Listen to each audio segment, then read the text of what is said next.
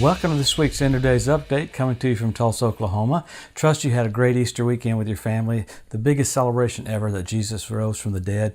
We'll be celebrating that for trillions and billions of years. Amazing that He let Himself be beaten for us and died for us and was raised from the dead. Colleen and I want to thank all of our friends and partners. Thanks for all your support. If it wasn't for that, we wouldn't be able to do what we're doing. So thank you so much. We sure appreciate you sending us. What a time to have the message of the coming of the Lord be important for the church. I hear people say, why do you need to get into end times? Well, tell a quarterback to not show him the play clock at the end of the game. No, the plays are more crucial at the end of the game. So we get into stuff every single week that points to the coming of the Lord because it's supernaturally happening right in front of our eyes. I am intrigued how quiet it is seemingly in the church that Jesus is just about to come, and it just seems like there should be a little bit more fanfare. But things are happening every week, and that's why we get into it, to show us how close we are, because the rapture of the church is signless. The second coming has tons of signs, and we're watching the events really set up for the Ezekiel 38 war, which happens just after the rapture of the church. So wow, watching those nations get in line, it tells us, wow, we don't have a lot of time. We have a lot of work to do in a short period of time. So it's not an escape theology. It's a hustle theology. As we see the finish line, we run faster, not slower. So man, several big things happened this last week. A couple of things. I forgot to get into the asteroid that came right by the Earth, about 50,000 miles from the Earth last week. And there's so many natural things happening, but boy, really the big things that are happening this week are Russia is amassing troops, tanks, and missile batteries on the border of the Ukraine.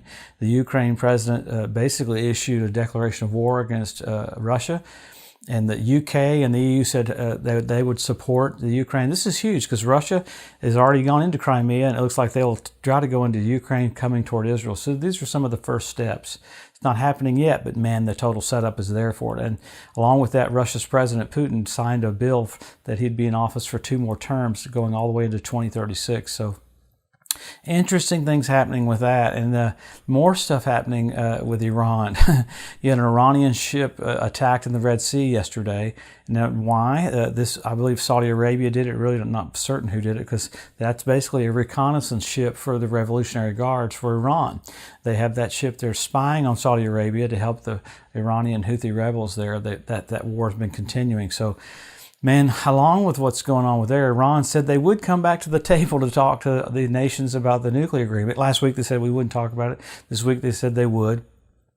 So there's a little bit of speculation in Israel about how good the agreement's going to be, because the last time it wasn't very good at all. So in the midst of that, you have China committing to move 5,000 troops to Iran to protect their investment. They basically ordered $400 billion worth of oil and supplies from Iran. So a lot of the Iranian people are not excited about this, but you got a Chinese base getting ready to be built right there in Iran.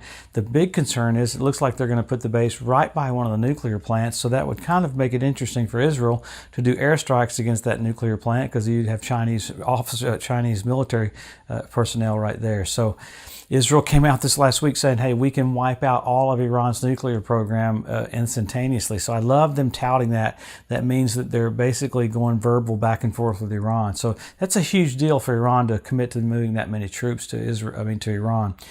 So with that, you've got all the talk of talking about the deal with the Ukraine and Russia, that a war is getting ready to break out. So you had an attempted coup in Jordan. It's weird how there's basically no information about it at all. It looks like the president's brother was put into house arrest, so it's kind of interesting with that. In the middle of that, you have Jordan saying there were too many Israelis up on the Temple Mount this last week, so a lot of push about the Temple Mount. Don't let Israel get up on the Temple Mount. In the midst of that, you had verbiage coming out toward America. What's America think about East Jerusalem? Is it going to be the Palestinian state? So America was quiet about that. So in the midst of all of this stuff, you have earthquakes in Los Angeles this last week. I don't even get into all the floods that are happening all over the earth. So there's stuff naturally happening, nations specifically getting in line. I know England, they're getting perfectly in line for what's going to happen right after the rapture of the church. So it should be exciting to the church. And we get into all this because He loves you so much. He wants you blessed. He wants you strengthened. He wants you encouraged. So Israel's President Rivlin basically told Netanyahu, go ahead and start forming a new government, even though the majority was not there. So it looks like it's going to be a minority government. It's so chaotic there. And basically they started the trial for Netanyahu right now. So in the midst of Benjamin Netanyahu going to trial, he has to form a new government. So a lot of stuff happening with that. So basically pieces are falling into place for what's going to happen just after the rapture of the church. So we're so blessed.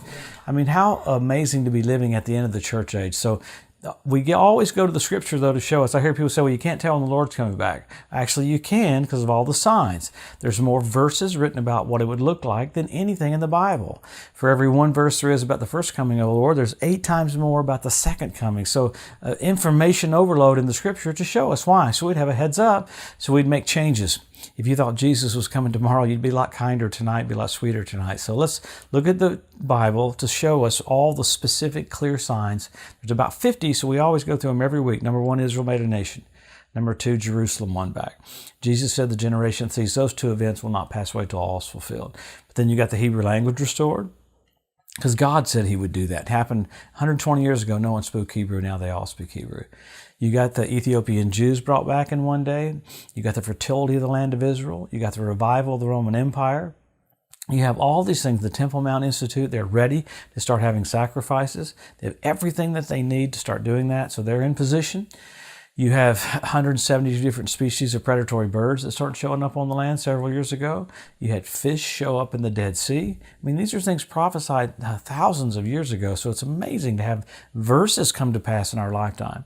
You had foxes show up on the Temple Mount. That's Lamentations 5:18. And I don't talk about it, but you can go to our website and I'll give you scripture and verse for every single one of the 50 signs. They're on our website about signs. So there's many, many more, though. You have the ritual baths around the Temple Mount fill up with water. You had the Sea of Galilee overflowing. You had Rabbi Yitzhak Kaduri prophesying that Israel will be ruled by 2 Benjamins just before the coming of the Messiah. I mean, that's radical this last year. Benjamin Netanyahu and Benjamin Gantz ruling together. So it's basically right in front of us, all the signs about his return. So then you have signs that men would be lovers themselves. We have selfie sticks. But then you go from signs to signals. You had blood red moons on Passover and Tabernacles. Remarkable several years ago to have 4 in a row. When's the last time you had 4 in a row on Passover and Tabernacles? 1967 when Jerusalem was won back. 1948 when Israel was made a nation. And 1492 the Edict of Expulsion when the Jews were kicked out of Spain. So amazing. Signals. You've gone from signs to signals. England gets pretty excited about it. But then after that, you have the Bethlehem Star. That's radical that this last year you had that first time in 2,000 years. I mean, you had Jupiter, Regulus, and Venus come together at the birth of Jesus. The constellation was Virgo. This last year, the constellation was Leo because he's the lion of the tribe of Judah. So amazing. You had Mercury do a flyby the sun. I know England is right in front of our face. You had Mercury do a flyby the sun. Went down directly over the Temple Mount at sundown. The planets formed a sickle. The moon formed a sickle. Orion changed his instrument to hammer. You had hammer and sickle. That's on the same day. That's Russia's symbol. So how blessed are we? So what do we do as a church? You help your local church, help your local pastor, be more involved. When you're getting ready to get married, when you're engaged, you talk more, not less. Let your relationship with Jesus get that much more fervent to do the will of God. There should be such a reverence for him. There should be such an honor for him in all of our lives because we're about to see him face to face.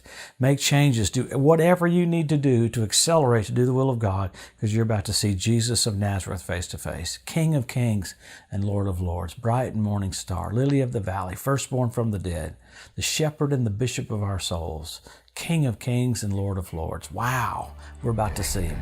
Have a blessed, awesome week. We'll see you next Wednesday.